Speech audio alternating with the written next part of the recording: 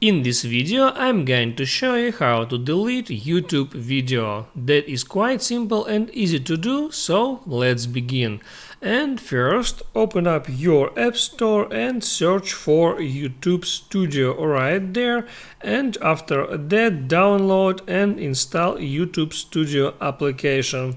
After that open up that app and log into your account right there. Once you are on your account, hit there on content, and now you can delete any video from here. You can use search to find a specific video, and you can hit now on these three dots and select delete, and then confirm that action hitting on delete from YouTube. And basically that's all about how to delete a YouTube video, so don't forget to hit the like button and subscribe to this channel.